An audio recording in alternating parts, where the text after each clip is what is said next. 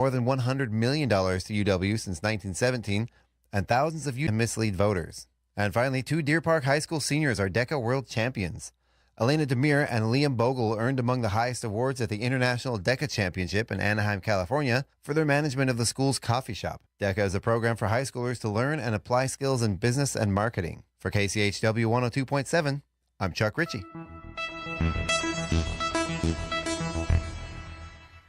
It's 7:24. Programming made possible by donations from the following. New Health. If you're ready to make a real difference in the lives of others, then you're invited to dive into a rewarding career at New Health. They're searching for passionate individuals to join their diverse healthcare team. New Health offers medical, dental, behavioral health, and pharmacy services to meet the needs of our communities. They're searching for passionate individuals to join their diverse healthcare team. You can be a part of a supportive and collaborative team who share a passion for making a positive impact. More information on open positions and applications can be found at newhealth.org/careers. New Health, bringing healthcare into communities and communities into healthcare since 1978. KCHW thanks New Health for supporting public radio in Stevens County. And by Fired Up Pizza. Fired Up Pizza, located at 206 East Main Avenue in downtown Chewelah, offers craft beverages and brick oven-fired pizza, including a variety of sandwiches, salads, pasta, and homemade soups. Featuring weekly events such as bingo, karaoke, and live music. Fired Up Pizza also has space for your private event and offers both in-house and off-site catering services. Open daily at 11:30 a.m. for lunch and dinner. For more information, visit their Facebook page or contact Fired Up Pizza at 509-936-9121. Fired Up Pizza is a proud supporter of public radio in Stevens County. Your KCHW Morning Show, made possible by a donation from God-Fearing Brothers Auto Center. God-Fearing Brothers specializes in auto services, including repair, maintenance, and detailing. They also stock a full selection of tires, make glass repairs, offer towing, and have an auto sales lot on the corner of Highway 395 and Main Street at the light. For more information, you can visit the Auto Service Center at 806 East Main in Chewelah. Find them online at godfearingbrothers.com or by phone at 509-935-6414. KCHW-FM thanks God-Fearing Brothers for supporting public radio in Stevens County. And by Chewelah Flooring. Chewelah Flooring at 214 East Clay in the 3rd Street Mall offers a wide variety of products including carpet, ceramic and porcelain tile, vinyl and laminate planks, and vinyl sheet flooring. Chewelah Flooring carries products for both commercial businesses and residential homes, including brands like National Flooring, Del Tile, Mannington, and Mohawk. They also offer blind repair.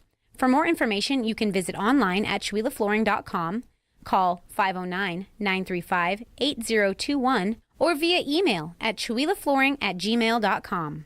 This is KCHW 102.7.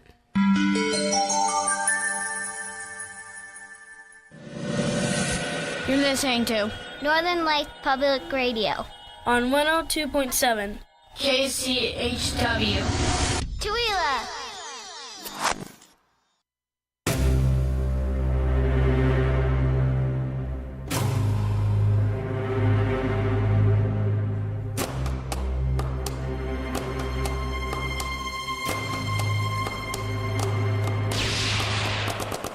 I'm gonna wake up, yes and no. I'm gonna kiss some part of, I'm gonna keep this secret. I'm gonna close my body now.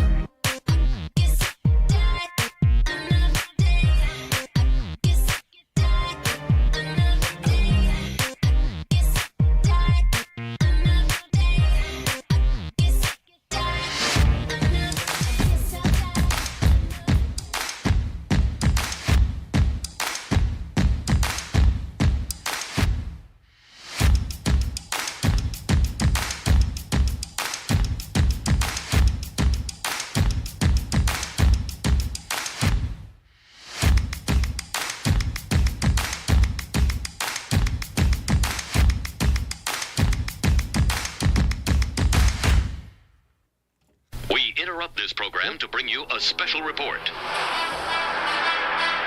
I hit the wrong button twice today.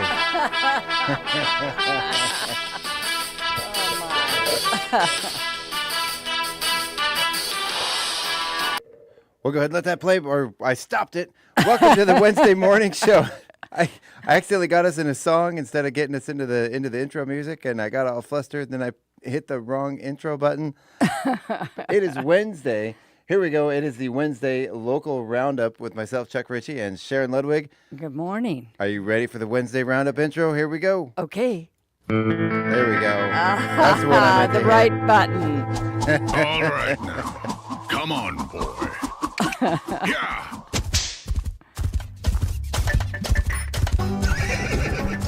Good boy. Yeah. There we go. As I said a minute ago, it is Wednesday. It is the Wednesday local roundup with Sharon and myself. How you doing, Sharon? Did you have a good weekend? I did. Yeah. Had a good weekend. Nice. Yeah, it seems like it's been forever since we've done the morning show. It's only been a week. Yeah. Well, a lot's been packing into our time. What a week it's been. We had Shawila's Got Talent over the weekend. And that was so good. Thank you. Yeah, that was an amazing show. I was really, really blown away by the talent and the performers, and sold out and still sold more tickets at the door and packing people in. It was great. Yeah. Yeah, we had 100 people there watching the show. Yeah. Yeah, and it was great. So we had our winners. We had Hannah Johnson doing a phenomenal clogging routine. Oh, yeah, that was amazing. She put every ounce of her body into that performance. Oh yeah. It was phenomenal. Caleb McCoy got second place and Hannah got $650 for first place. Caleb McCoy got $350 for second place for a rendition of Elton John's Rocket Man. Oh, he was so good. It made the judges cry. Oh. It was so good. Yeah. And then for third place, we had Keegan Marshall doing a fire poi routine, not fire, LED lights. Right, but right. Phenomenal. And then we had a trio of young men called Thrivism, doing a really, really great rendition of Nothing Else Matters by Metallica. Yeah. That's more of a slowed down version of the song, but the guitars were great, but the cajon, he played the cajon instead of the drums, which really gave a slower, more gentle feeling than you would imagine out of a Metallica song. Kind of a slower song anyway. Yeah. Really, really, really great job. Everyone, I can't imagine the judges having to pick a winner out of that group. There were about 5 in that group that probably really could have gone up and down any placement in between. It's hard to be a judge. I've been a judge for Chihuahua's Got Talent, and I've been a judge when that Trash Parade ball that the Creative District had. And there's so many good that it's just really hard to be the judge. Yeah. It is. You want everybody to win. Right. That's why I chose to be the MC instead of a judge, because I couldn't. I wouldn't be able to do it. I would just say, you know what? Let's just split the prize money 10 ways and call her good. Wouldn't be able to make a decision. But thank you, everyone, for coming out. Thank you, everyone, for supporting the show. All of our sponsors. We had $1,300 in prize money to give out, which is incredible. Yeah. We had Country Chevrolet, Yale Press, SETI's Ace Hardware, Andy Sandwich and Sports, the Creative District, Sharon and Gino Ludwig. Yes. And the independent sponsor, they did all of our advertising, all the poster printing as their sponsorship, and a huge thank you to the Chihuahua Center for the Arts for partnering with us on this and letting us use the theater, selling tickets for us. And Jay, my goodness, Jay's got to be so tired of me right now. He kind of likes a couple weeks notice, and you didn't give him that much time. He had notice of the event, but not of the earlier rehearsals. Oh, time. yeah. So he knew it was coming. He knew we had him there for the day, but it was the day before when I'm like, oh yeah, by the way, can you be there at 1 instead of 5? Yeah. But it was good.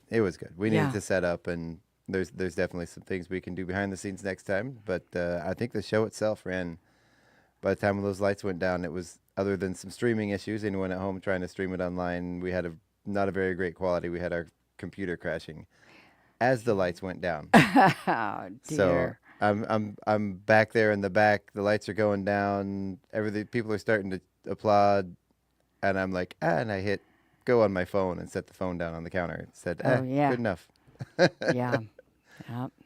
But yeah, thank you so much for everyone to make that a great event. I can't wait to do it again next year. It was really exciting. And for some reason, there was a man that called the office yesterday, and he was asking about the performance. He thought it was last night. How did that happen? I don't know. I have no idea. It sounded like an older gentleman, and he just was talking about the Got Talent and the performance last night. And I'm thinking, you missed it. I'm sorry. Oh, that's horrible. Yeah.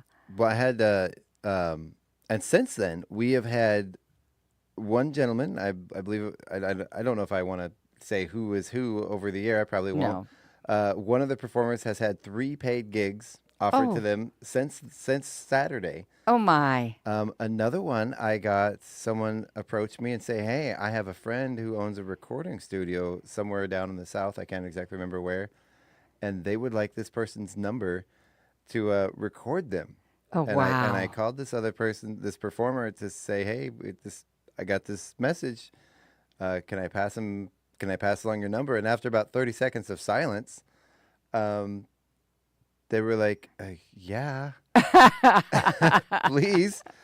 And, and then they didn't quite hang up the phone fast enough. I could hear them screaming in the background to their family, you guys own the wooden boat. You guys can't believe this. Incredible. That's what this stuff is about, though. Yeah. It's about getting these people out and seeing. And there were only, maybe 2 performers that have actually performed in the area before. Almost everybody was new to that stage. Yeah. Which is incredible. Yes. Incredible. Yeah. So I'm just blown away. It was an emotional night. We gave a good thank you to a good little tribute to Sherry Freeman, our good friend who recently passed away. That was really kind of moving.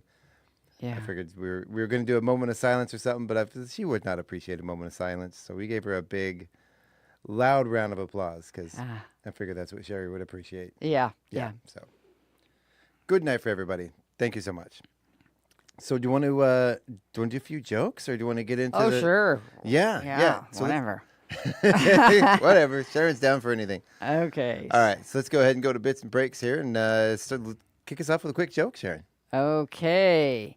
Lisa and Jim are in their home listening to the neighbor's dog, which has been in the backyard barking for hours and hours. Finally, Jim jumps up and says, I've had enough of this. He rushes downstairs and out the door.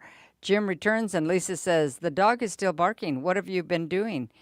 Jim tells her, I put the dog in our backyard. Let's see how our neighbors like it. That's pretty dumb. That is pretty dumb. Oh, dear.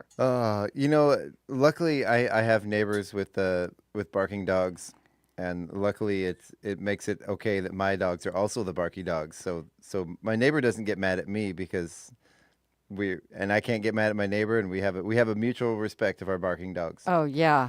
Well, and we have one little dog that there are times when I hear a dog outside barking, I'm going, I'm going to go out to get him. Benny, where? And he's in the house. Yeah. So we have a neighbor dog that sounds just like Benny. So with 2 of them barking that sound the same, it's like I'm sure that we're always blamed for that dog. We have that too. Sometimes I'll poke my head out of the back door. Quiet, you guys. And I look, and they're just laying there on the ground, quiet. And it's the neighbor dog barking at them through the fence. I'm like, oh, okay. Well, yeah. At least it's not ours. But yeah, oftentimes it is ours. Yeah. Sorry, neighbors that don't have dogs.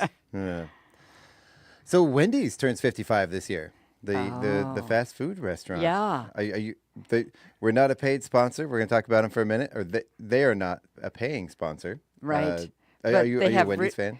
I haven't been in years because I don't do a lot of eating in Spokane. But I used to get those Frosties. Isn't that what they're called? You mean fry dip? No. It's like it's. I know. No, I know what you're talking about. No. The thing is, you dip the French fries in the Frosties. Oh, is that what you do? Oh yeah. Yeah, that's what they're for. It's like a. Anyway, but it's too thick to drink. Yeah. It's not like a milkshake anywhere else. Milkshake, that's the word. My brain is not awake yet this morning. But since I was a kid, I don't know. It's a thing. You use the Frosty to dip your French fries in. And I it's did magic. not know that. Oh yeah. Ah. I used to get they make like a little mini size one that's like a little. It's like a toddler size. It's like maybe a little 2-ounce little cup, and that's perfect for you get one of those tiny ones. They're like 99 cents, and you dip your fries in it. Yeah. Oh, how funny. So the first Wendy's opened in Columbus, Ohio, November 15th, 1969. That location closed its doors in 2007 due to no drive-through and poor parking. Oh. Could you imagine a Wendy's with no drive-through? And I can't imagine any fast food with no drive-through. So founder Dave Thomas named the restaurant after his daughter Melinda Lou. Her siblings struggled with her name and called her Wenda instead. And Wendy became her nickname, and a star was born. That's cool. I always wondered where that came from. They were inspired by an old-fashioned hamburger joint in Kalamazoo, Michigan called Kewpie Burger. I've actually heard of Kewpie Burger. Really? Yeah. Oh. Wendy's prepares their hamburgers in the same way as a square. And the Wendy's signature Frosty that we were just speaking about has been on the menu since day one. Whoa. Yeah. And this one here, the more information about the Frosty, it isn't all chocolate. It's actually a blend of vanilla and chocolate. Dave Thomas wanted a thick milkshake that didn't overwhelm the taste of a hamburger and felt the pure chocolate dessert was too much, so he cut the flavor with vanilla and declared it perfect. And it is It perfect. is. It is a much milder flavor. Yeah. Founder Dave Thomas dropped out of high school to set a good example. Thomas went back to high school and got his GED at the age of 61. Wow. His graduating class voted him most likely to succeed. Dave Thomas, founder of Wendy's. That is cute. Yeah. You're going places, kid. Dave Thomas was adopted when he was just 6 weeks old and never met his birth parents. He didn't have a great experience with adoption, though. His adoptive mother died when he was just 5, and his adoptive father, Rex, remarried 3 times after that. They moved around the country, often in search of jobs, so Dave lived in 12 different cities by the time he was 15. Wow. And I've heard of this one, so perhaps hoping that he could find other children, help other children find better matches, he founded the Dave Thomas Foundation for Adoption in 1992. Yeah. Which has helped thousands of kids. Yeah. And Dave Thomas, has starred in over 800 commercials for the chain. Yeah, and so they don't get an actor; they get the real. Oh yeah, McCoy. Is he still around? I do not know that. They don't even say that. I don't know if he's. But it doesn't say when he went back to school. But he was 61. Yeah, I know. I don't know if I've even noticed Wendy's commercials recently, but yeah. But most of us don't watch TV that has commercials. I don't eat a lot of fast food these days. But back in the day, big fan of the Baconator. Oh really? Oh yeah. Yeah, that was a good one. And their burgers they were one of the few fast food places that don't freeze their patties. Oh, they're fresh. Yeah, they're fresh. Yeah. As fresh as fast food burgers. I'm not sure which one is more concerning, the frozen one or the fresh one that's sitting around a bunch of minimally trained fast food workers. Yeah. Still good though. Still good though. All right. Tell us about this marriage survey we took, Sharon. Well, women were asked, would you rather get an hour massage from your husband or a professional masseuse? And 59% wanted the masseuse, where only 41% wanted their husband. That's pretty funny. Would you rather your husband be bald or had a beer belly? Another 59% bald, with only 41% the beer belly. What if you have both? You're out of luck, I guess. Right? Just find someone else. Yeah. Wow. Would you rather move in with your parents or his? Ooh. Now, this is a no-brainer. My parents, 65%. His parents, 35%. I wonder what he would say. Yeah. Right? Exactly. Yeah. I don't know. I might have to. No, I'm not going to say that on the air. Yeah. Well, and a home is pretty much a wife's domain. I mean, it's a shared home, but I remember my mom saying, I can walk into my daughter's homes and I need to knock at my son's. Mm-hmm. You know, and she had two daughters and 2 sons. And so, because for, I don't know, respect for her, the daughter-in-law or what, but that was her feeling. She could just walk into the daughters. Huh. Interesting. Yeah. I know I cannot walk into my parents' house. I'll most likely get shot. Oh, really? Yeah. That even pretty much held true when I lived there still. I had to announce my presence before I walked in the door. Ooh. I would also, my parents would go, there were times, I'd go at summertime, I'd go out through the garage door or something, take a couple steps out. Oh, I forgot something. Turn around, and my dad had already locked the door behind me. My dad was an avid door locker. 24 hours a day, that door was locked. And you lived in Alaska at the time? Yeah. And was there a lot of crime, or he just was afraid of the bears coming in? Well, my dad, he was a retired police chief and police officer, so I think security was a concern always in our house. So he was very concerned about making sure all the doors were locked at all times. Wow. And, he would follow behind me and lock the door behind me. Wow. It was bizarre. Would you rather your husband wash or fold? 72% wash and 28% fold. What do you think about that? I like to do laundry, so I'm neither way. Really? Do you want to come over to my house and do some laundry? I wash it. I do most of the laundry in our house, but I do not fold it. Pretty much, we have a dresser that actually lives in the laundry room, and most of the clean clothes are in a mound on top of the dresser. So.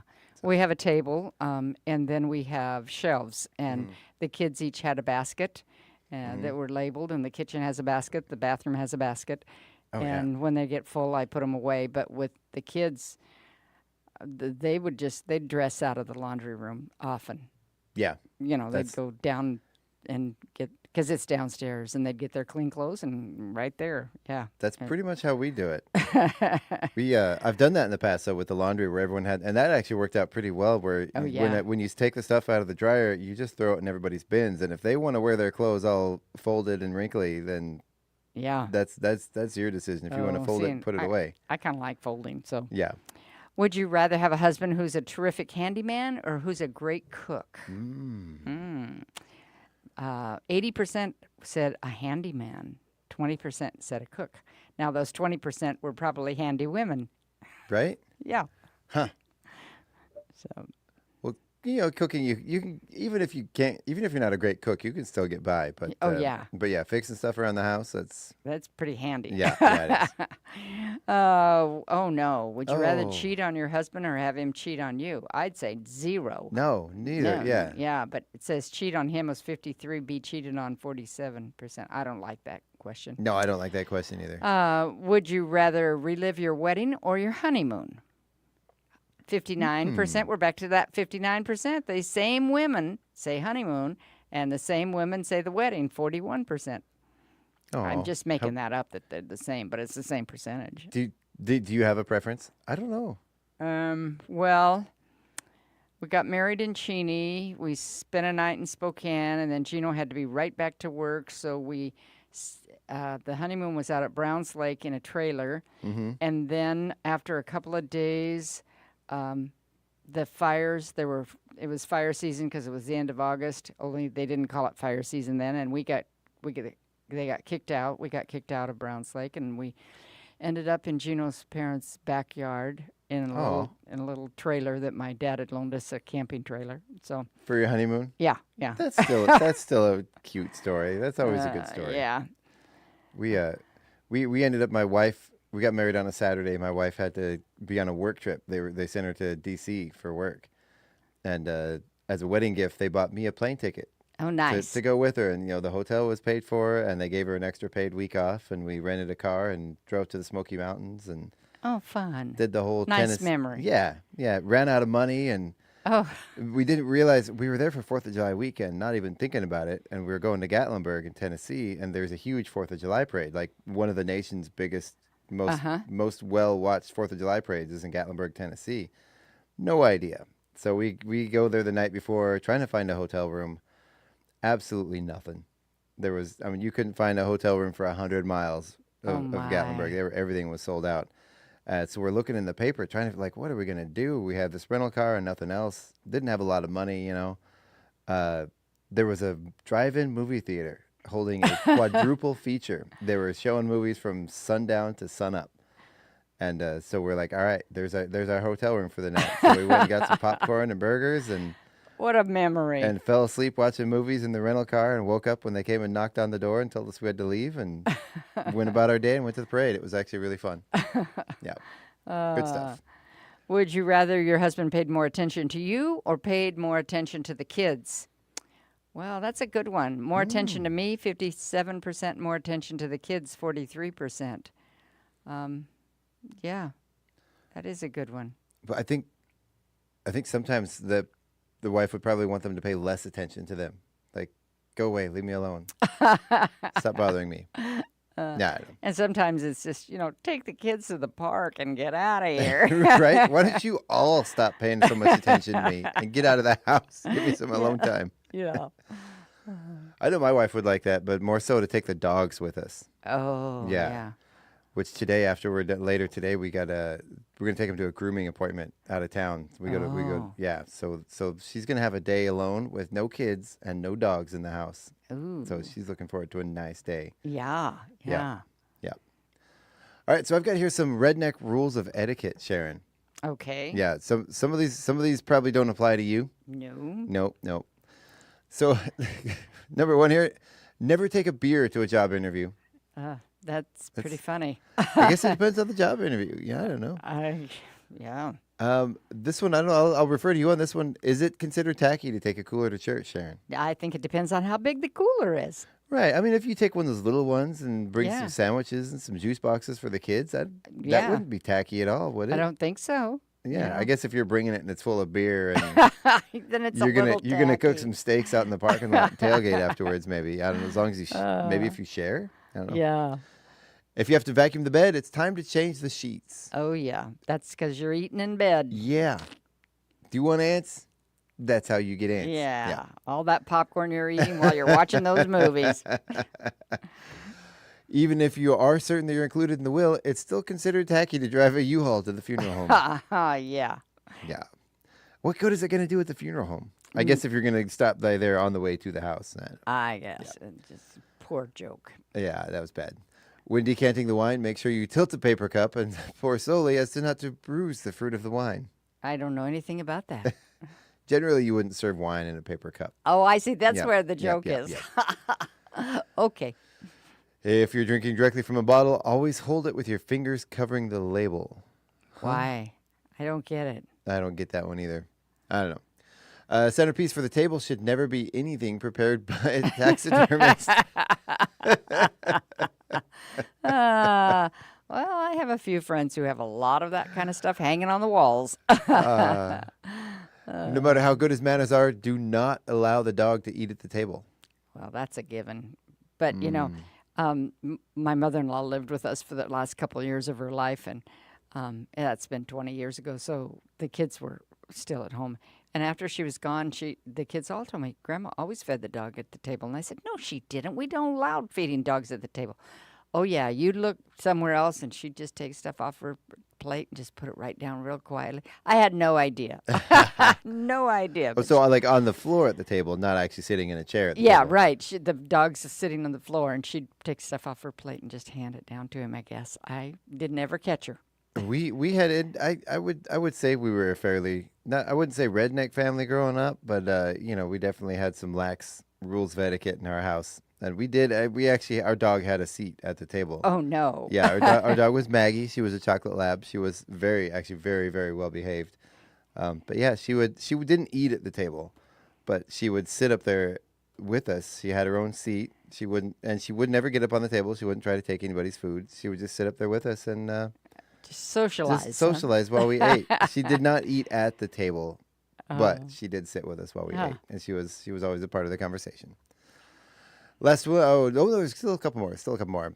Proper use of toiletries can forestall bathing for several days. However, if you live alone, the deodorant's a waste of good money.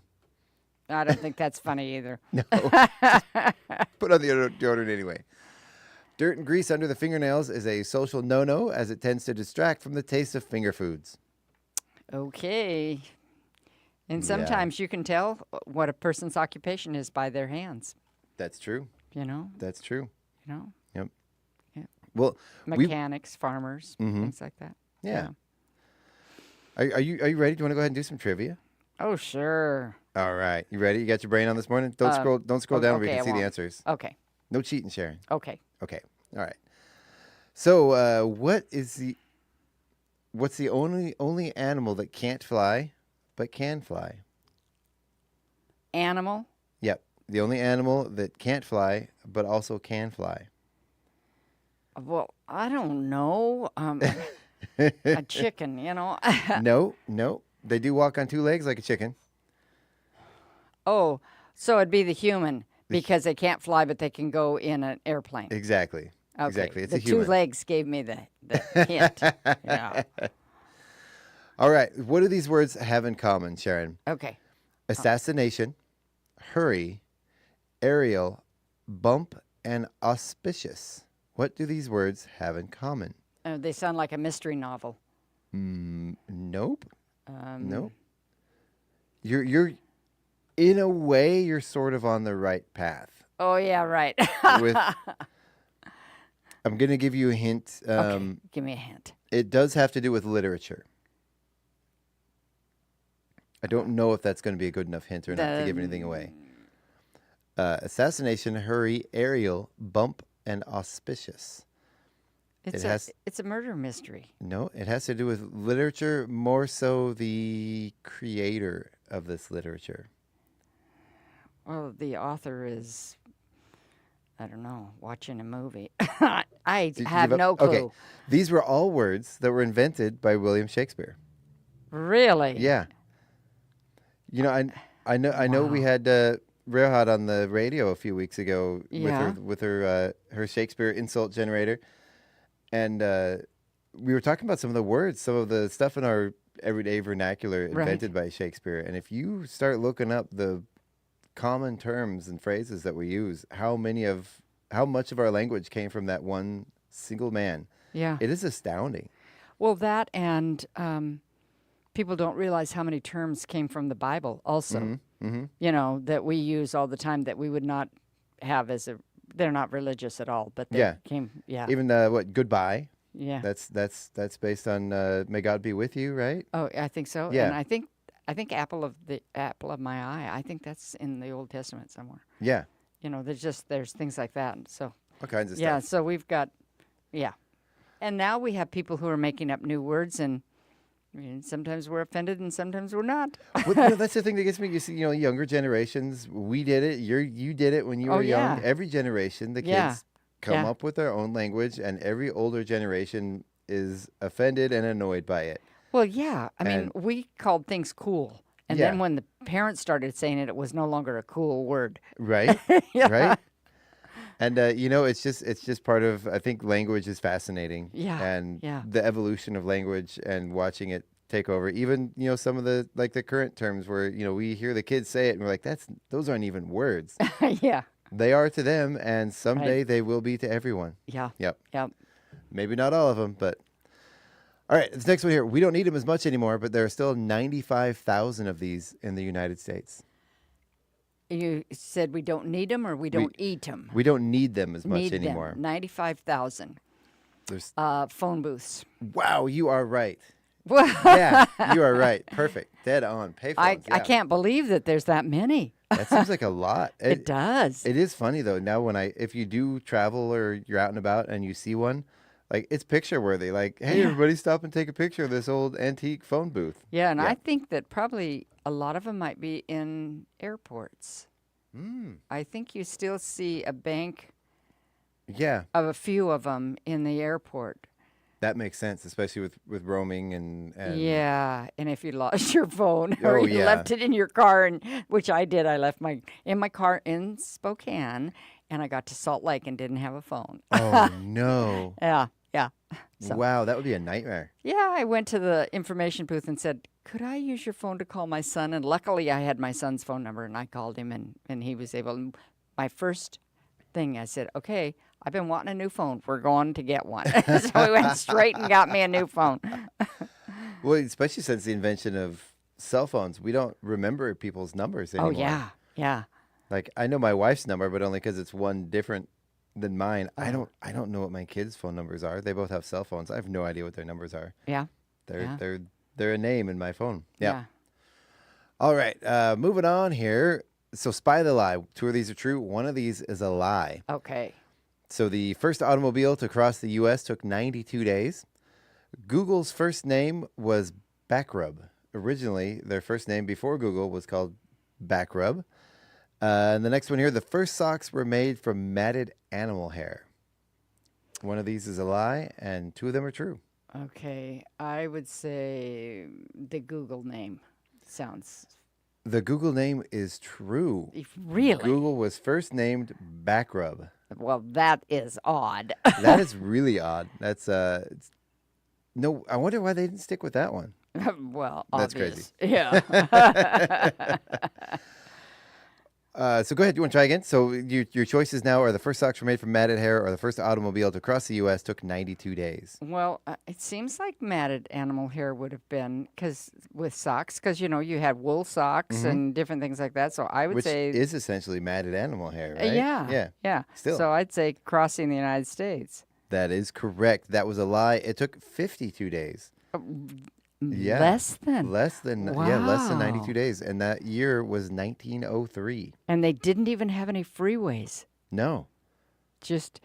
My grandmother tells the story of when they were moving from southern Idaho to the Oregon coast, and of course my grandmother's been dead for years, and was born in the 1800s, but they got to places where they were crossing, like the Blue Mountains down there, where you would meet somebody and you'd have to back up because it was only a one-lane road. Oh, yeah. And somebody'd have to back up a long ways till they had to turn out before you could pass each other. We had some of those in Alaska. Oh. And, where you go in some of these back roads, and some would be really steep. Yeah. And the rule was always whoever was going downhill had to back up. Oh. Because if you're going uphill, it's more dangerous to go backwards downhill than it is to go backwards uphill. Oh. So you have more control over your vehicle going uphill than you do downhill. Wow. So that was always the etiquette, was if you were the one heading down, you back up. Oh. Yeah. Huh. Unless you met people that didn't know the etiquette, and then you just sat there staring at each other for 10 minutes until you finally ended up going the unsafe way. Wow. Yeah.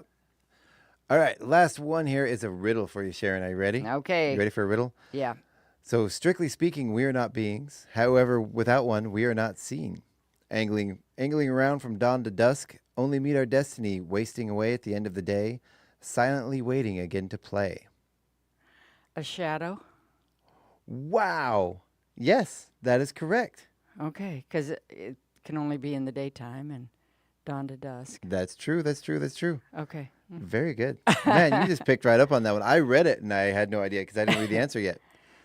Wow, very cool. All right, so we're going to go ahead and take our break now. Okay. Take an early break and thank our sponsors, and then we'll be right back. We're going to have some local birthdays, celebrity birthdays, and some local events happening. Our Roundup. Yeah, the Wednesday Roundup. All right, everybody, we will be right back after these messages to thank our sponsors.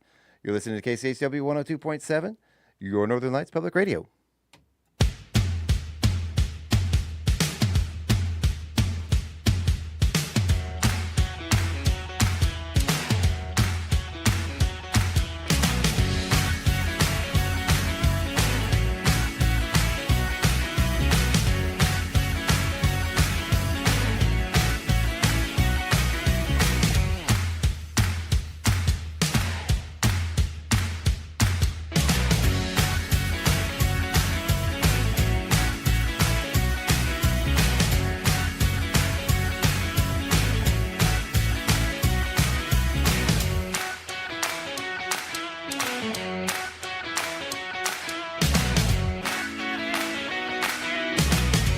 It's 8:02.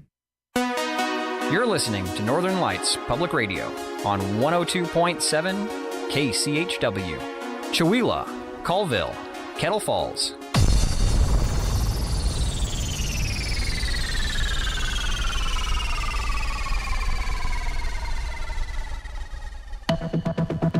The Public News Service Daily Newscast, May the 15th, 2024. I'm Mike Clifford. First to New York, where Donald Trump's defense will continue to cross-examine Michael Cohen today as they aim to discredit the prosecution's key witness in the former president's first criminal trial. That from CNN. They report during at times fiery exchanges, Trump's attorney and fixer Tuesday was pressed in court about his shifting views on Trump and money he made commenting on him. CNN adds that Cohen's testimony does tie together the prosecution's allegations that Trump broke the law by falsifying business records to reimburse Cohen and conceal the payment to Stormy Daniels. Trump has pleaded not guilty. Meantime, a New York appeals court rejected Trump's attempt to overturn the gag order against him in the hush money case. And a new report by the Rural Democracy Initiative shows voters in key battleground states, including Montana, could play a significant role in the 2024 elections, but only if the right messenger knocks on the door. The RDI survey interviewed more than 1,700 rural and small-town voters in 10 battleground states. Patrick Toomey is with Breakthrough Campaigns and says these voters consider themselves to be economic populists who support a progressive political agenda and think things could be better for them, but don't fall into traditional rural voter stereotypes. Rural voters do feel like things are getting worse for them and in their communities economically. It's very clear that rural voters are not a cultural monolith either. The poll found 15% of rural voters in swing states are unsure of who they will vote for or if they'll vote at all in this year's election. Next to Cincinnati, which is part of Bloomberg Philanthropies' $200 million Sustainable Cities initiative, and will hire 3 new staff members to merge climate solutions with Black financial empowerment. This initiative is part of Cincinnati's broader strategic plans, including the 2023 Green Cincinnati Plan for carbon neutrality by 2050 and the Financial Freedom Blueprint to combat poverty and racial inequity citywide. Led by Ollie Kroner, Cincinnati's Office of Environment and Sustainability will prioritize green workforce development, minority-owned business support, energy poverty solutions, and climate adaptation strategies. Kroner says it's all grant-funded. Bloomberg Philanthropy is making an investment in cities that are really trying to go big in both of these spaces. So this will bring dollars and people to support the effort over the next 3 years. The award aims to accelerate progress in 25 U.S. cities, including Cincinnati, Dayton, Columbus, Akron, and Cleveland, leveraging federal funding to further boost economically thriving communities. Kroner notes the importance of 5 Ohio cities in the program, given the state's lack of climate change plan. Farah Siddiqui reporting. This is Public News Service. It's graduation season, and in Minnesota, it's not just high schools and universities sending off waves of students. Organizers say they've seen a lot of people complete apprenticeship training for careers in the construction trades. Building Strong Communities is a statewide apprenticeship program that prepares future construction workers over a 12-week period. At its spring graduation at North Hennepin Community College, 105 men and women received their certificates. Program Director Rick Mardigan says that's up 41% from last year. He says coinciding with that growth is a more diverse group of apprentices, including older students. And a lot of people are making a career change as adults who have been in the workforce for quite a while. He feels there's been a more intentional effort to recruit the next generation of workers in the trades. Mardigan says starting wages are strong and earned credentials can be used all over the country. National forecasts show an overwhelming need for skilled trade workers. I'm Mike Moen. Meantime, an environmental justice organization in Wallace, Louisiana, says it will not back down in its fight for the health of its historic community. The Descendants Project, which focuses on the cultural and historic preservation of enslaved Africans, has been successful in one lawsuit against St. John the Baptist Parish, but is heading back to court. The dispute is over zoning ordinances that allow industrial giants to set up shop on the borders of residential areas. And the battle is far from over, says Joe Banner, Descendants Project's co-founder and co-director. So the land was reverted back to residential. But unfortunately, our parish administration and parish council went right back and switched zone the land back to heavy industry. The land at the center of the conflict is known as the Greenfield property, where the company Greenfield Louisiana LLC wants to build a large grain elevator and export terminal. Banner says the area between New Orleans and Baton Rouge already has an overload of grain and petrochemical industries and has been nicknamed Cancer Alley. Banner adds that her organization has now filed another lawsuit against the parish to have the land zoning revert once again to residential. Crystal Blair reporting. Finally, from our Eric Tegedoff, AARP Idaho is seeking nominations in the state for its prestigious award for outstanding volunteers. The Andrus Award for Community Service is named after the founder of AARP, Dr. Ethel Percy Andrus. For the award, AARP Idaho will select a person or couple age 50 or older who performs services without pay in their communities. Pamela Root is with the organization. This award honors those age 50 plus who are sharing their experience, talent, and skills to enrich the lives of their community. This is Mike Clifford for Public News Service, member and listener supported. Here are some radio stations, big and small, your favorite podcast platform. Find our trust indicators at publicnewsservice.org.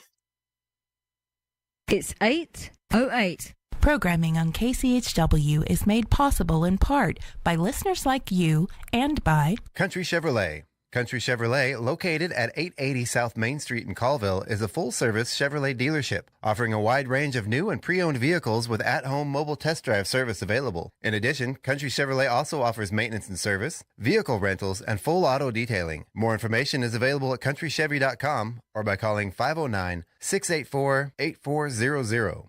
KCHW would like to thank Country Chevrolet for supporting public radio in Stevens County. And by Chihuahua Flooring. Chihuahua Flooring at 214 East Clay in the 3rd Street Mall offers a wide variety of products, including carpet, ceramic and porcelain tile, vinyl and laminate planks, and vinyl sheet flooring. Chihuahua Flooring carries products for both commercial businesses and residential homes, including brands like National Flooring, Dell Tile, Mannington, and Mohawk. They also offer blind repair. For more information, you can visit online at chihuahuaflooring.com, call 509-935-8021, or via email at chihuahuaflooring@gmail.com. This is KCHW 102.7.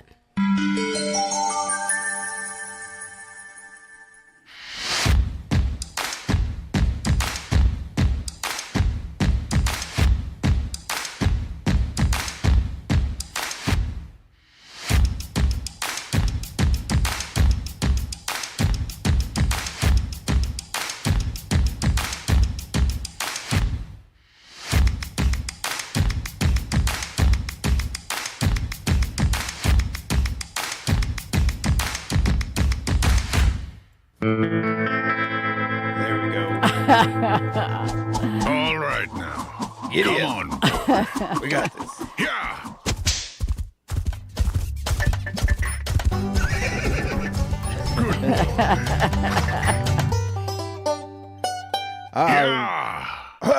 I always forget about that last part. Welcome back to the KCHW Morning Show. It is a Wednesday local roundup with myself, Chuck Ritchie, and Sharon Ludwig.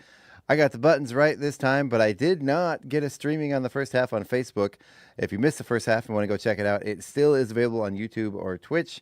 I forgot to push a button again. I keep doing that. I think we had a little bit of a rocky start. Things in the wrong order, and forgot to push that button. There's like 10 things we have to do to start this show, and I have to remember all of them in order. You should have a little checkout. I do. sheet. I have labels. I have right here in front of the camera. It says "Start the Facebook feed." Ooh. and I look right in the camera, and I still miss it. So I gotta maybe come up with a better way to get that done. But hey, we're on now. Yeah. So there we go. Everybody listening on Facebook. Sorry about that. You missed the first half. But yeah, you're with us now, and the good thing is you didn't miss any of the local stuff because we're doing that in the second hour this morning. Yeah. So we did some of the normal stuff first, and let's go ahead and take a look at our local birthday calendar. Okay. This is our Chihuahua Valley Lions Club calendar. Today we only have one birthday, and that is Jenny Love. Oh. Yeah, happy birthday, Jenny. And we've got some celebrity birthdays. Do you want to take those away? Yeah. Let's see. Let's find them. Let's clear up to the top. All right. There's not very many today. Okay. I don't know who this person is. Chaz Palminteri. Oh, Palminteri. I think that's how you pronounce it. He did analyze this, and Mulholland Falls is 72. Mm-hmm. Football legend Emmett Smith is 55. I really enjoyed him when he did Dancing with the Stars. I didn't watch him play football, but I did watch him. Not dance. a Cowboys fan, never was, never will be, but I did enjoy watching him play back in the day, and he seems like he's a good guy. Yeah.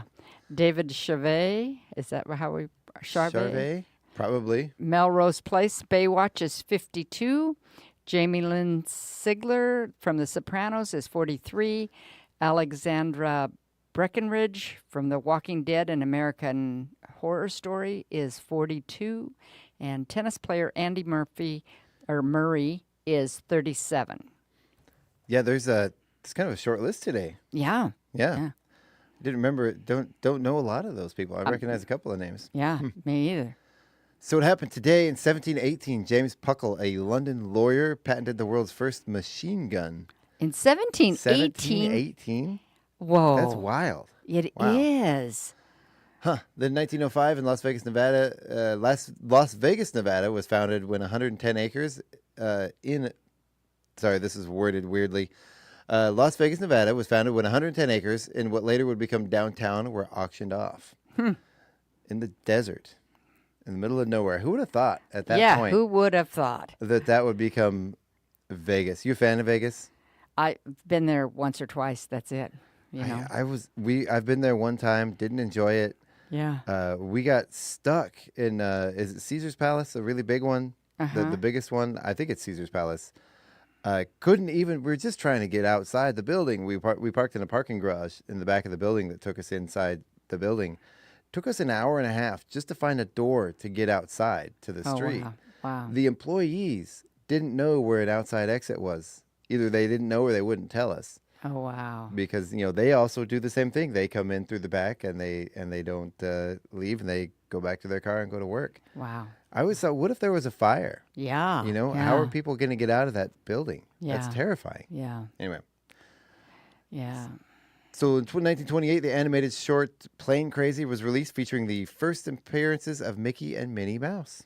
Oh, they're almost 100. I know, and Steamboat Willie is now public domain. It's free for anyone to use the image of the early Mickey Mouse. Oh, fun. Crazy. Yeah. Just sort of, and I think there's already horror movies in the works and all kinds of stuff people make. I think Disney's still trying to sue to stop that from happening. Oh, yeah. They were able, I believe in the 70s or 90s, somewhere where when it first came up for public domain, they were able to fight it off and get it re-protected. And I don't think they're able to do it this time. I think That's almost too bad, because that's a brand. That's a Disney brand. Yeah. Yeah. Yeah. It's still not Mickey Mouse, though. That's Steamboat Willie. Oh, okay. So it's not quite the same. Yeah. 1930, Ellen Church became the first airline stewardess, flying on an United Airlines from San Francisco to Cheyenne, Wyoming. Wow. Okay. Then 1940, our arteries were forever clogged since McDonald's was first founded. Mm-hmm. Then in 2010, Jessica Watson became the youngest person to sail nonstop, unassisted around the world. Oh. At 16 years 16. Scary for her and scary for the parents. My kids are 17 and they still don't have their driver's license, and that's still a scary thought. Yeah. Huh. I'm not going to do the next one. Okay. Yeah. So in 2019, finding from China's Chang'e 4 rover to the moon suggested that a huge asteroid crater created the giant crater on the moon's far side. That one's a tongue twister. With an impact so great, it cracked the crust and reached the mantle below. Wow. And then, I don't remember this one. In 2023, Martha Stewart was chosen as one of the 4 cover stars for Sports Illustrated's 2023 swimsuit issue.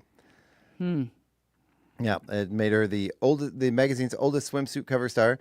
The other cover stars included Kim Petras, Brooks Nader, and Megan Fox. The 81-year-old Stewart revealed that she did not starve herself, but did not eat bread or pasta for a couple of months and attended Pilates classes every other day to prepare for the shoot. How much airbrushing did they do?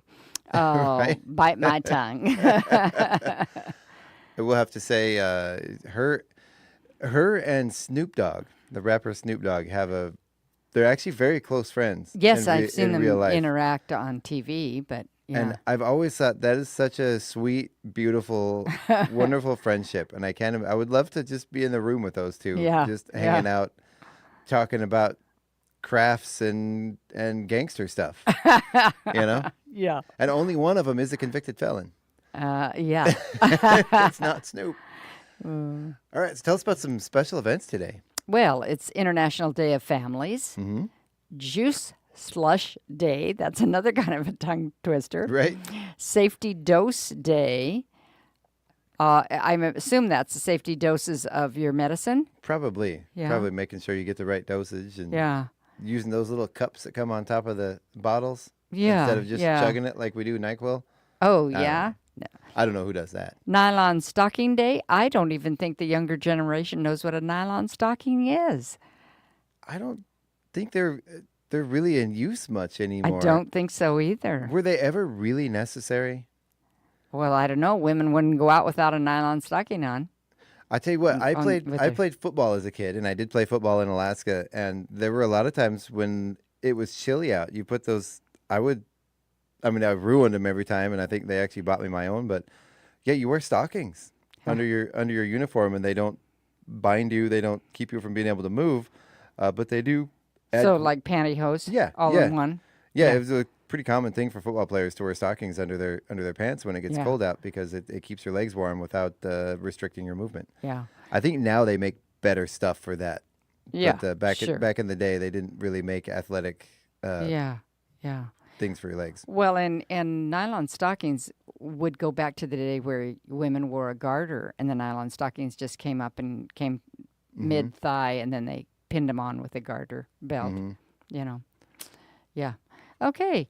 Relive your past by listening to the first music you ever bought, no matter what it was. No excuses day. Oh, that's funny. I don't even remember what that would be. I Do you remember the don't first either. music you bought? No, but I No had some clue. little 45s that were the Beatles, Ooh. because they were popular when I was in high school. They Okay. first came out. Yeah. And the Four Seasons and a few other people. Yeah. Okay. Yeah. Bring flowers to someone day. That's a nice thought. Yeah, it is. Yeah. Just don't go picking them out of the neighbor's yard. No. Unless you have permission. Yes. Yes. Get them out of your own yard. Yeah. Yeah. It's, chocolate chip day, of course. Yes, please. Flowers and chocolate chips. Yeah. Okay. Just chocolate chip, though, not the cookie. I guess it still counts if it's in a cookie, right? I guess so. You're still eating the chocolate Yeah. chip. Okay. Senior Fraud Awareness Day. And they talk about seniors being duped and things, but I just hang up on people. Right. When people start in, There is a lot of that, though, especially with, I think people are a little more aware now, but especially, like 15, 20 years ago when the internet was really first starting to, when the internet was really roaring and becoming, a thing, an everyday thing 20, 30 years ago, there was a lot of fraud and scams happening on the internet. Yeah. People would just click on them. Yeah. And Years ago, I don't know how many, but one of my daughters called and said, Aunt Marla's in London and needs some money. We got to help her. And I said, I just called Aunt Marla. She's in her kitchen in West Jordan, Utah. She's not in London. Yeah, I've seen that before, too. Yeah. You get people hacking other people's accounts. You get the random message. Oh, hey, I'm stranded. Can you send me $100 to get where I'm going? Yeah, yeah. Like, dude, first of all, I haven't talked to this person since I was 14. And you are the last person that would contact me for money. Yeah. And no. Yeah. Just yeah. no. Yeah. Or, Grandma, I'm somewhere. Well, you don't even sound like my grandkid. Right. Right. Yeah. And or the there's some that they're not technically fraud because they're legal businesses that really borderline on fraud, predatory businesses. Yeah. One of them being that specifically attacks seniors is the reverse mortgages. And I know Scott and I discussed that last week. That's man, those people they're making a fortune and they're getting senior citizens to essentially that are, towards the end of their life that need a little extra money because, we don't have the resources to take care of them, taking advantage of that by doing these reverse mortgages. And then when they die, they get their homes, the homes that they've worked for years to provide for their loved ones. And I think a lot of them don't understand that when they pass away, their children, their families don't get to inherit that house. Yeah. It goes to those reverse mortgage companies, and they're making a fortune off of misinformation and getting these people that are in tough situations that need some money to live off of. Well, and that just points out to your planning, financial planning and life planning. Yep. It should not start when you're a senior. It should start when you have your first job.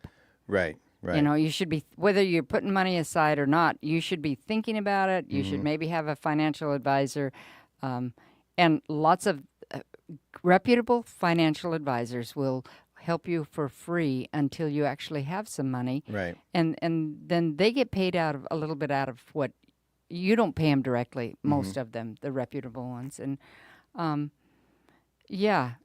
we have one that he helped me get on Social Security. He helped me. Wow. We just love him. So, nice. you know, and I have other friends who have good financial advisors. Well, and less, I know in my adult life, you know, in the last 30 years or so, companies that provide any kind of retirement benefits, retirement security, don't really exist anymore. There's a few, but you know, your average job that you're going to be working doesn't provide any retirement benefits like they used to. It used to be pretty standard practice to have 401ks and that kind of stuff, and they're really kind of far and few in between these days. So you have to plan your own, Yeah. and you have to put aside your own money. Yeah, and that's why I think you see a lot of older people working now. They're well past retirement age because, I mean, they can't retire because those resources just don't really exist now.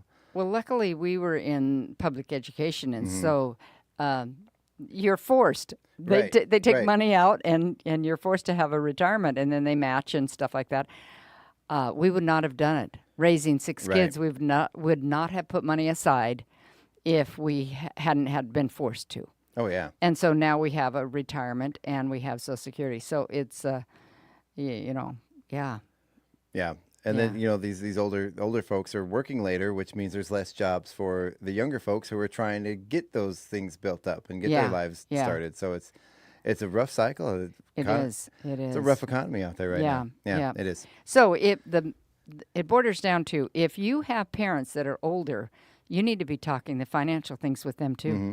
Yep. You know, because they could be getting into some fraud, either a door-to-door or a telephone, and they could be embarrassed about telling you. So you need to have those kind of frank conversations with your parents. And you know what? When your parents are in a situation like that, they took care of you your whole life. Maybe it's time to turn around and offer some of that help back, even if it's a spare room in the house, you know? Yeah, yeah. So, okay. Sorry, we keep getting into serious stuff off of jokes today. Wow. Yeah. Okay. Peace Officers Memorial Day. Yeah. Oh. Yeah. And Memorial Day is coming up for everybody else too, but it's nice to have their own Memorial Day. It is. Straw Hat Day. Have you ever worn a straw hat? Oh, of course. Are they itchy? And yeah. You know, I love my straw hat for working out in the yard. Okay. And you know, one of the best things about a straw hat is when it's really hot, you get that straw hat wet. Oh. And stick it back on your head, and then it keeps you cool. Oh. Yeah. Love a good straw hat. Nice. Yep. It's World FM Day. So, what does FM stand for? KCHW 102.7 FM. Aha. There we go. But what does it really stand for? What are the initials? I believe it's frequency modulation. Could be. Yeah. You think I should know that, right? I don't know. I just wondered. I just run a radio station. I don't have an education in this stuff. No, I do believe that's what it is. Okay, and it's World Stationery Day, which some people have already forgotten about. Writing letters, sending cards, you know? Let's keep that post office alive. You know, I'm a sucker for good stationery. Yeah. I don't even use it that much, but a nice pen, a nice notepad. Yeah. It just feels good in your hands. Yeah. You know? Yeah. Yeah. And there's just something about it, as opposed to sitting at a computer and clicking off a letter. Handwritten letters are, nice. So I should have said that with more authority because it is frequency modulation. Oh, so you do sound smart. Yeah. So AM is amplitude modulation. FM is frequency modulation. Okay. So there you go. I do know and that. So what is the difference? You know, I know we have AM radios and FM radios. So what is the difference? Well, I know they run on different frequencies. They use different signals. I don't know a lot about it, but I know the AM requires much more power. You need higher power transmitters. Okay. It's more of an energy user, but it does transmit over further distances than FM. FM is slightly easier to transmit, uses less power. Okay. I don't know a lot more than that. Well, 50, 60 years ago, I think that one of them could play stereo on your radio and one could not in your car. And I'm thinking the FM could play, you could play stereo. Yeah, I think in your FM car. can play in stereo and AM could not. And AM could not. Yeah. And I don't know if that's still true, but I think that as a teenager, we liked the FM radios stations because we could have it coming out both speakers in the car. Yeah. Yeah. And turn it up high and have the bass really high. Yes.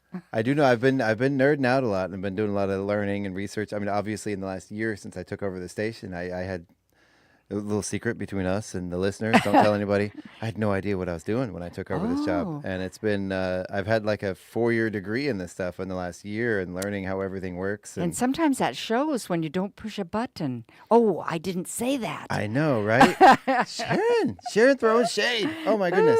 Threw you under the bus. But no, there's all kinds of stuff. And doing this, putting together the sound system for the stage and learning all kinds about, all the different ohms and all the calculations for figuring out your amplifiers and your on the job training, all the stuff you need. It's actually been pretty fascinating. Yeah. And I found out yesterday when the companies were buying this equipment from, they're like, "Oh, why didn't you come to us first?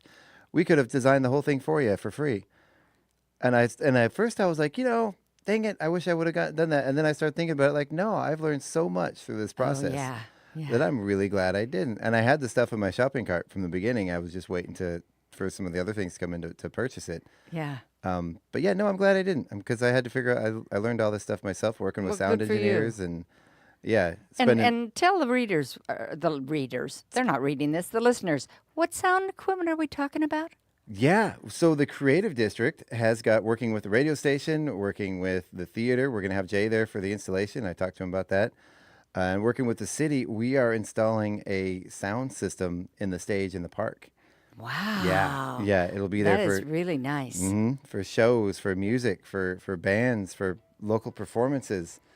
And we will have our first performance with it in use, in place, on June 6th. Wow. It'll be shortly after the Art Walk. We're going to be doing the unveiling of the Govardere Stallion in the park. Oh. Yeah, and that's why the Creative District convening is going to be in town. There's going to be the Art Walk. There's lots of stuff going on. I know Tim over at the Trails and Gallery is going to do a plein air event where there's going to be local artists doing live pieces outdoors. And I love that. Yep. And all those pieces are going to be displayed during that Art Walk. Uh-huh. They're going to be displayed at the Trails and Gallery. If there's overflow pieces, those are going to be at the Aaron Huff Memorial Center. And then immediately after that is going to be a concert, tacos, and the unveiling of the Govardere Stallion in our very own park.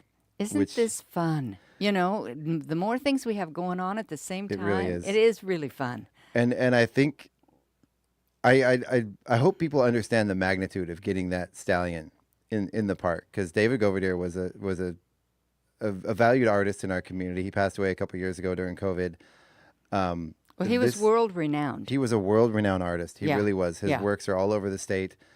This is an actual piece it was the prototype piece from the Stallions in Vantage. The Grandfather Cuts Loose the Pony work up in Vantage when you stop along the highway. It is the single most viewed art piece in Washington State. It's a part of our Washington history.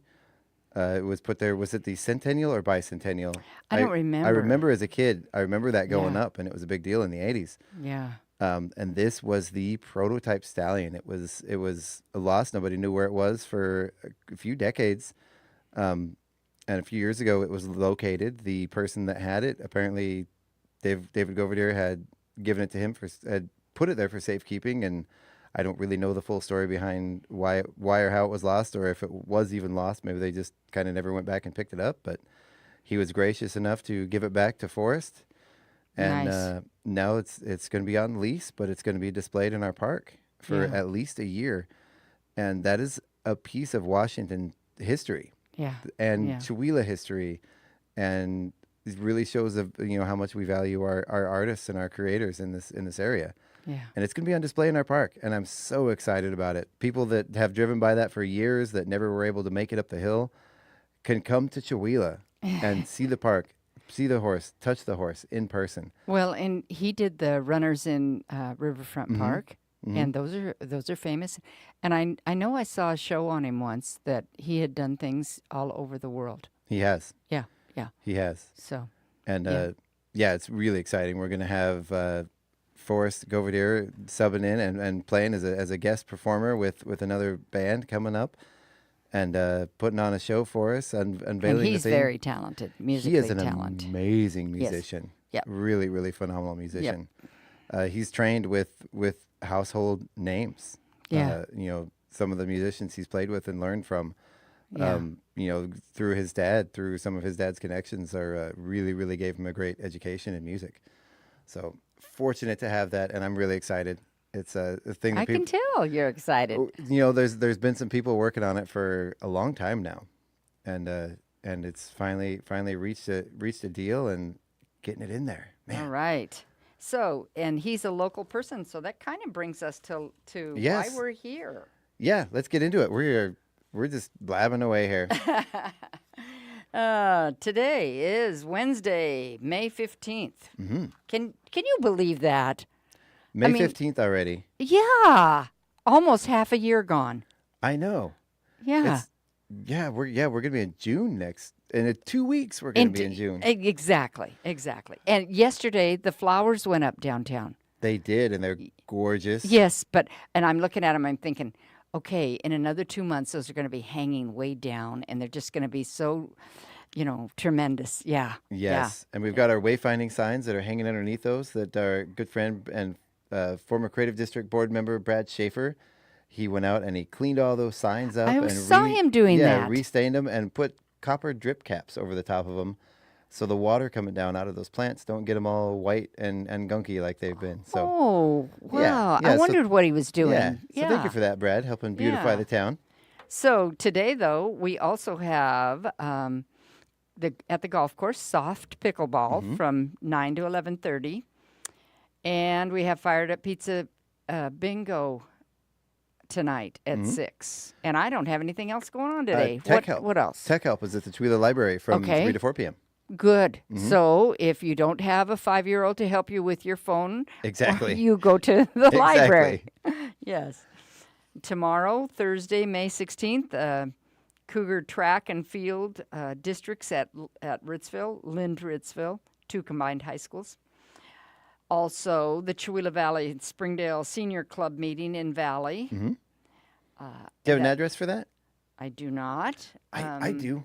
Good. Yeah, so that meeting is at the Valley Fire Department. That's at 3060 3rd Avenue in Valley.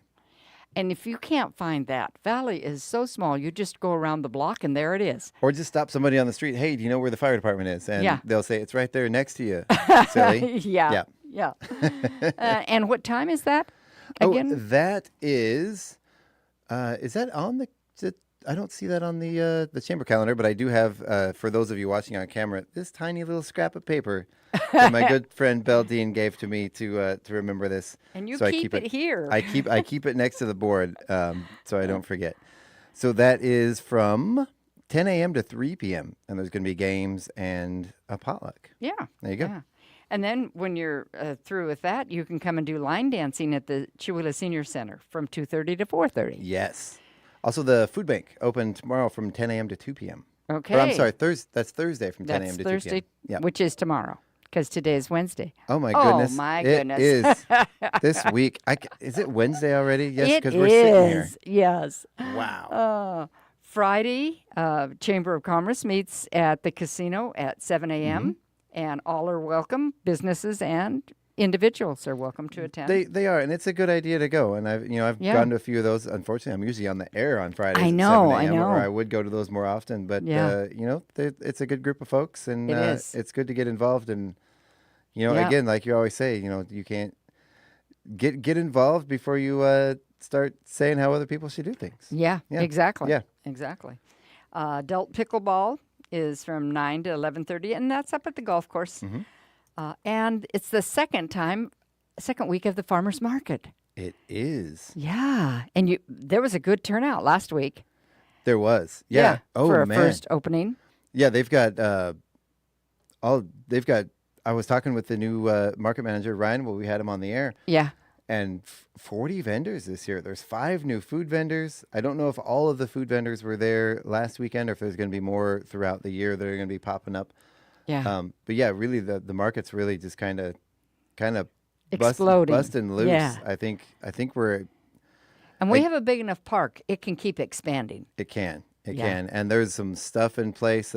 Some projects are going to be happening starting next spring. Yes. To really, really improve that market area, make it more ADA compliant. Right. Walkways, sculpture gardens, entryways. More electricity. Better updated electricity. Vendor pads for the vendors. Yeah. Yeah. All kinds of stuff going on. We're going to have one of the best markets in the Northwest, I think. Yeah. I think. I mean, we already do. Well, we have the best city in the Northwest. That's right. That's right. Saturday, the Valley Warriors Against Cancer is having their activity that they have every year, and they are really important in this area. And I'm trying to find my flyer. So, yeah, is that for that's for the Valley Warriors Against Cancer on Sunday? Yep, it's I have. Saturday and Sunday, isn't it? Oh, is it Saturday and Sunday? I'm opening it up right now. I do know really quick on Saturday is the Chewelah Pickleball Club Blast Off. There's a new. I saw that, but I never got. There's a new pickleball club that's been formed. I do believe it's not loading for me here, but I do believe if I remember right, they are a nonprofit. I think. Okay. But they're having their kickoff meeting. There's going to be a tournament. There's going to be food, music, all kinds of stuff, and that is happening from 3 p.m. to 6 p.m. On Saturday? On Saturday. Okay. And the event is not loading for me. Okay, so I did get my little flyers up here. There we go. The Valley Warriors Against Cancer, their Warriors at Work activity is at Dawn's Memorial Park in Valley, and it May 18th and 19th. So that would be Friday and Saturday. They have breakfast. The Mystiqua Casino Hotel is in charge of that from 8 to 10. Oh, you're getting a little quiet on us there, Sharon. Oh, sorry. That's okay. That's because I'm reading down here. Yeah. The vendor booths from 10 to 4. They have a raffle that will close on Sunday at 2. Silent auction closes Sunday at 3. From 11 to 5, they have lunch and a beer garden with fired up pizza. And Sunday, it's only going till 2. And they have the car show from 10 to 1, and that's Sunday only is the car show. So it's a 2-day event, and they're making money for their organization. They do Valley Warriors Against Cancer, and they help if you or your family is affected by cancer, they are there to help people in our area. So it's a local group. It's a very worthwhile organization to support. It really is. And I'm trying to pull up the information now. Speaking of cancer, there is a young man in town. He's one of our local volunteer firefighters. He works for the city maintenance department. His name is Zach House, and he is battling cancer currently. Oh, wow. There's a GoFundMe. I'm not exactly sure where to find it, but if you just go search for a GoFundMe for Zach House. It's ZACHHAUS. A young man who's very valuable to the community, and I know he's struggling. He's I believe he's just in his 30s, just really young. He's got a wife, kids at home, and he's struggling with insurance to try to pay his bills. And cancer is no respecter of persons. It can hit anybody. No. Yeah. No. So they're trying to. They're doing an event on June 15th. I believe the fire department is. I believe they're doing a fire burger fundraiser for him on June 15th. How fun. So we will get, as that comes closer, we're going to get more information about that and start pushing that because we need Zach here. Yes, absolutely. We do. Yep. We do. Yep. So. And this community helps people who need help. Yep. Yeah. We are, I don't know, famous is the word, but we have people who help each other. It's a great place. And I'm looking at, so this was as of last Thursday. They've already raised over $30,000. Wow. As of last week to help Zach out. So, but I mean, you've been dealing with long-term health problems with your husband. Oh, yeah. Anybody who's dealt with this stuff, $30,000 is a drop in the bucket. Yeah. For what the expenses are for this kind of stuff. Yeah, out of $500,000 worth of medical bills, we've ended up paying $60,000. Now, if you don't have the $60,000, and without this community support that helped us last year with fundraisers, I don't know where we'd have got the money. So. Oh yeah. Yeah. It is needed because insurance does not cover it all. Yeah. No. I know when I got sick, they sent me home. My insurance ran out. The doctor said, you should be here another 3 months. You should not be home. But without the insurance, and we didn't have the time or the energy or the bandwidth to do any kind of fundraising or anything. Yeah. So I just went home. But yeah, it would have been $10,000 a day to stay in that hospital with the intense physical rehab that I was going through and all that stuff. Wow. That's what the costs were. And, the insurance runs out. Boop, you go home. Yeah. Yep. Exactly. So, and in my case, I was lucky enough to where I was on the path to recovery. And even going home, I would have recovered just a little bit slower. Yeah. In the case of cancer, I mean, that's ongoing. And you need to continually battle that. So, yeah. So that's a good, the Valley Warriors Against Cancer, it's a good. Yes. It's a good organization, and the car show's amazing. Yeah. All those cool cars. Yeah. And they can't help pay all the expenses, but they can help do something for everybody. And good organization. Yeah. Yeah. Sunday also is Fired Up Pizza. A regular at Fired Up Pizza is their all ages blues jam at 4 o'clock. And that's hosted by our very own Doug McQuain and family. Doug and Sally and Craig. Yeah. Good friends of ours. Yeah. Yep. And speaking of giving Craig another plug, Craig Meyer Karaoke is also at Fired Up Pizza on, I believe, Thursday evening. Yeah. Okay. There you go. I told Craig I'd give him a plug for his his karaoke business. There you go. Okay. And I didn't put that down because I know we talked about it last week and I forgot, and so that's okay. Last night in the middle of the night, as I'm doing this, And I'm gonna break in here again. So, local musicians, the McQuain family, Forrest Goverdere, everybody involved. We are trying to put together a list at the radio station here of local musicians, and I'm trying to put together a spreadsheet. And especially after this weekend, seeing the talent come out of the woodwork. Yes. If you are a musician, if you know somebody that's talented, we would like their information. We want to get it in a spreadsheet. So anytime there's an event, anytime there's things happening, when we're looking for shows to put on, there's all kinds of events where people are always looking for musicians to play. Yeah. We want to help support all of our local musicians, and we're really nice. Yeah, we're trying to put together a list. Well, I know that with our singer series, we would really appreciate something like that. Yes. Yeah. So we want to have a database of all of our local musicians. Yeah. So you can send us a private message on Facebook. You can email stationmanager@kchw.org, or go on our website, and there's go on the PSA submission form if you'd rather do it that way, and submit your information. If you're a band, if you're a musician looking for exposure, looking for some places to play, just want to get your name on the list. We need you, and we're hoping to help you. So yeah. Really, really trying to promote our local music scene. Right, So, and we have new people moving into town all the time. We do. That have talents that we want to enjoy. Yeah. We do. Yeah. We do. So let's get that list going. Let's get everybody out there. Get their names known. I think that's an excellent idea. Yeah. So Monday the 20th, of course, is adult pickleball, and I don't have anything else going on the 20th. Do you? That's all I see on this calendar. Okay, so I guess it's stay home and do your laundry day. Right? Ooh, that's a good day for it. Mow the lawn. Yeah. Pickleball and then mow the lawn. Yeah, that's I need good. to do that. I'm afraid of my lawn. My lawn is a monster at this point. I don't even know. You don't know what's buried in it. There's areas where it's up to my waist right now. Ooh. I don't know what to do. You need one of those sickles things that right?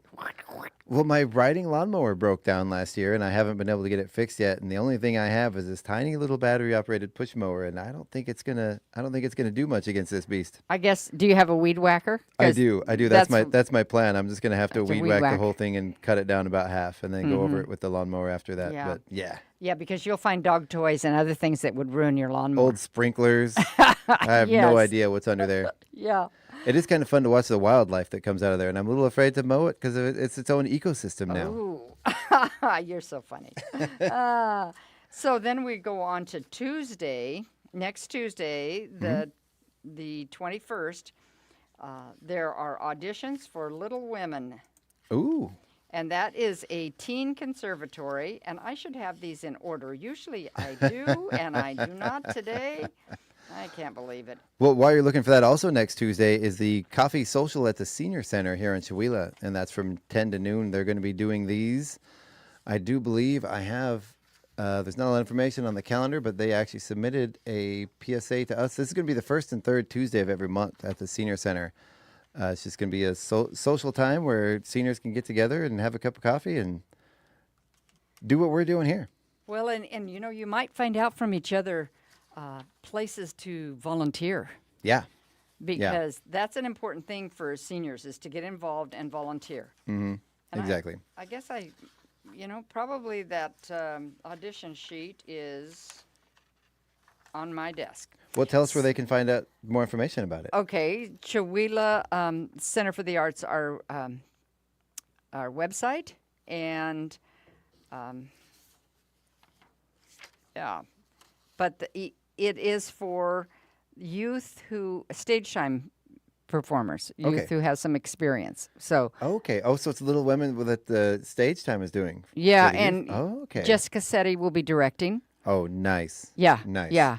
And they're just having auditions that night. You can go to our website and get the monologue. You need to pick one of the monologues to have memorized, and they're very short, one paragraph each. And there's the registration paperwork there too, because you have to register and be part of the. Very cool. Yeah. Very cool. Yeah, which is the first time we've had a summer program like this. We have really? Summer camp. Stage Time has a summer camp, which is just a 1 week thing. This is longer. The performance will be, I believe, the first week in August. So yeah. I'm still blown away for a community our size, the amount of kids that come out to do these plays. Oh, yeah. SpongeBob, when they did SpongeBob, what were there 60 kids in that play? Yeah. That's insane. Yeah. That's incredible. There are big cities that can't draw that kind of crowd to come out for a show. Yeah. I didn't even know there were 60 kids in Chewelah. You're so funny. And then, I'm sounding like a broken record, but I was literally moved to tears when we watched Wizard of Oz. Oh, yeah. It was so amazing. Yeah. The production value and everything, the way they did it, the kids, the set. Oh, yeah. It was phenomenal. Yeah, we have some great talent in this area. Yeah. I mean, I talked to Janet about it, and she was kind of like, that was my masterpiece right there. And it really, truly was. Yeah. Holy cow, that was good. Yeah. So. Yeah, and the difference, we had done it, 25 years ago or so, The Wizard of Oz, but it was at the Civic Center. Yeah. Because that's where we used to put on plays. And at that time, you could set up, and then you had to take everything down after your rehearsals because other people were using the gym during the week, exercise classes and other things. So we did have the Witches Station, and we had some other things, but it all had to be taken down after each rehearsal until the very last week, And so having our own theater and being able to keep sets up, and it's just amazing. It really is amazing. And being there, I've been in the theater. I've spent a lot of time in your theater, and being there, using it for the weekend for our show, and last night again a meeting there. It's really, we're really lucky to have that theater, and especially talking about how the theater program got cut from the schools. Yes. To be able to then move that over to the theater and do these stage time productions is so valuable. Yeah. Yeah. And now let me ask you: is the stage time program, I think I've asked this before, but I don't remember the answer I got. Is it accredited to the school? Do the kids get school credit for doing that? Okay. Yes, because Janet is an accredited teacher and has her accreditation up to date. Okay. So she subs at the high school and the grade school and stuff. And so the kids have to attend, of course. They have to, there's a little packet they have to do. There's a little bit of homework they have to do. But yes, and then we help them with their packet, and then it gets turned into the counseling office, and they get credit for it.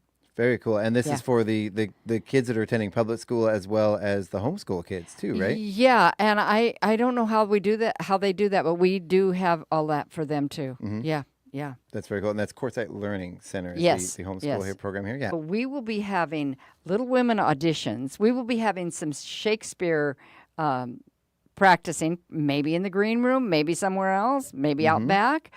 And we will be having Little Women auditions. So the building's going to be busy Tuesday night. There you go. It's really fun. Also on the 21st, that Tuesday, the Creative District is putting out a call for sort of cleanup volunteers. I know they did the citywide cleanup not too long ago, which was a huge success. We're going to do a little mini one. Just we're going to get some volunteers together. We're going to clean up the kiosk in front of City Hall. We're going to do some just general, before the convening happens, we're going to go around and clean up some of the projects and get everything nice, spit shined and polished and ready to go. So mostly starting with that kiosk, it's going to be, power washed and scrubbed down and getting ready for another coat of clear coat. We're going to redo the rocks in it and then go around town. Like I said, we were going to do the signs, but Brad got those done before the flowers went up. Oh, fortunately, because that would have been difficult to put that clear coat on there when the flowers are being watered. Yeah. And with the warm weather we have coming, we can't let those flowers go without being watered. Exactly. So. And also Tuesday, sports is mostly over, but we're into some state things. State golf starts on Tuesday, and we have 3, Zoe Baldwin, Brooke Bennett, and her sister Bindi Bennett are all going to state in golf. Wow. Yeah. I'm sorry, what a great name, Bindi Bennett. I'm sorry. Yeah. Bindi, you got a cool name. Sorry. Brooke's a cool name too, her sister. Oh, no, it is too. It is. Yeah. It's too. And very alliterative. Yeah, that goes on for a couple days, May 22nd and May 21st, and we'll just see how they do. We hope they just excel. We'd love to have some first place golf winners for state, Yeah, very cool. Just the fact they are going is great. And we have in the past. We've had this area for golfers is we have like a hotbed of really great golfers here. Yeah. Wow. Well, and they start young. They have a golf camp that's in June. I don't have the dates yet. For the little kids, and I've got a granddaughter who goes to that, and the kids learn the basics, and it's a good program. My kids have gone through that, and I got to spend the day with them while I was working at the golf course. I wasn't teaching golf because I don't know the first thing about it, but I was just kind of helping wrangle kids, and most my kids were there, and it was, man, what a great program that is, and that is. Anybody that doesn't know him, Josh, that runs the pro shop up there, that's kind of his baby. And he really does a great job. And when you start talking to him about kids and golf, it's he's kind of inspiring his passion for getting kids involved in the sport. Yeah. And we have an excellent golf course here. We really do. Yeah.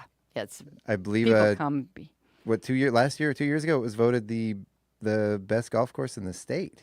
Oh, really? I don't know if it was what best. A distinction. How nice. And the only 27-hole golf course in the state. Wow. Yeah. And we may be the only one you can fly into golf and fly out of.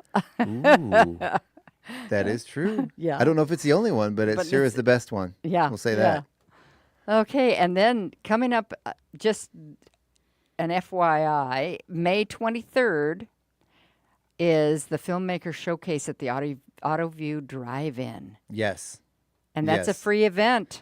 It is. And you want to see some of the films that have been produced in this area, some of the shorts and some of the films, you want to go to that. And, of course, the doors open early, but the show isn't going to start till dusk because it's a drive-in. Right. Yeah. Right. So go early, buy some of their pizza, buy the things that they have in their snack shack. Snack Shack? Yes. And I know Craig McQuain, his band is going to be playing. There's going to be live music and local films. So Joe Wozinski has been putting on this film festival for quite a few years. He did the Chautauqua Film Festival. This is going to be his last film festival at the drive-in here in Chewelah before he goes to live in a tropical paradise. Yeah. So we're hoping he'll come back once in a while. So let's make it a good one. I would encourage everyone to show up. Again, what time was that? May 23rd at the Drive-In Theater. Yes, and it doesn't have it on this flyer when the doors open, but they're dinner time, and then the show starts, 8:39, whatever. You can't tell. I mean, you could tell when it's going to probably be dark. Yeah. But, And, the film festivals are a lot of fun because you can watch the films, and then afterward, you could meet the people that made the films, meet the people in them, and the directors. Well, and you're in one of them, right? I am. Yeah. I do believe I am. And I heard you say once, there's nothing like seeing your face on a big movie screen. There isn't. And, there's at a drive-in in particular, I don't know what it is about the drive-in theater that's just magical. Yeah. But yeah, it's a really cool experience. Okay. So not only to see them, if you ever are interested in being in films, contact a local filmmaker. And you know what? Most of the local filmmakers will be happy to have as many people as they can to help them with their projects. Well, yeah, and if you can't help with one, they'll send you to another one because they're a real good group that supports each other. Exactly. Okay. On our Facebook feed, we have a note from Kirk Merrill, and he says, sounding great in sunny Buckley. Oh. Now, where is Buckley? I don't know. He might have to tell us. I think, is that in Is it in California? Is it in Idaho? Is it in... I don't know. Sorry, man. Buckley, I don't know. Is it in Maine? I don't know. I'm trying to see. I'm looking it up, and I'm not seeing where it is. Maybe it's in... And he has it Buckley. Ley. Buckley. All right. Yeah. Well, we will figure that out. But, how fun to have a listener from Buckley. It looks to me like California. Oh, could be. There's a Buckley High School in California. Huh. I don't know. I'm sorry. We don't know where that is. Yeah. How fun. Appreciate you listening, though. Yeah. Yeah. And coming up in the near future is the Chewelah Arts Guild Quilt Show, which is the day after that, or a couple days after your AutoView drive-in. It's a couple of day show. The quilt show's coming up that soon. Yeah, May 25th and 26th. Well, they need to get me information about that because I love the quilt show. Seeing the transcendence into pure art form that some of these people do. Oh, thank you. Leave that. Do you want to leave that with me? Yeah. Okay. Yeah. Yeah. The what people can do with the textiles and the quilting is unreal. Yes, and they put on a nice. It's the Arts Guild that does it, and they don't do anything halfway. No, they do not. All of their productions are just stellar. Yeah. Yeah. And they unfortunately they don't let you touch them. I just want to walk along and touch all of them, but do not touch the quilts. Yeah. Okay. Right. Kirk tells us that Buckley, Washington, is in the shadow of Mount Rainier. Okay. Thank you. Yeah. Thank you so much. That's cool. Yeah. How fun that we have a listener there. That's cool. Thank you so much for that. So we are out of time, Sharon. Oh, we got to get out of here. It's already after 9. Oh, my goodness.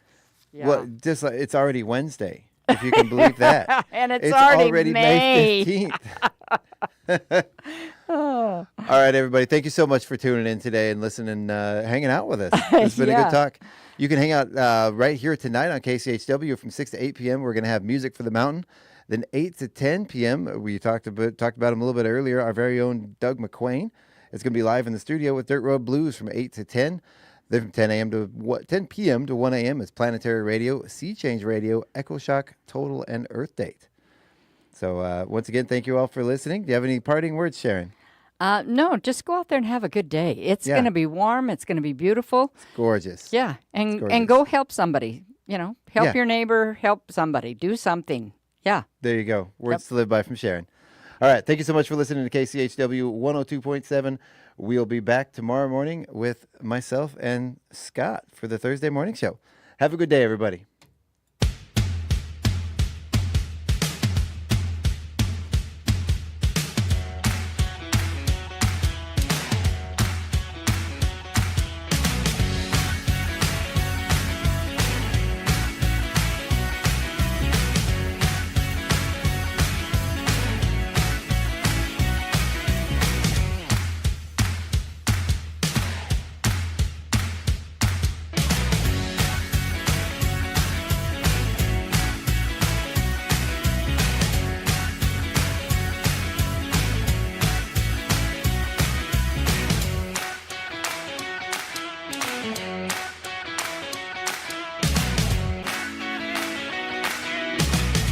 It's 9:03.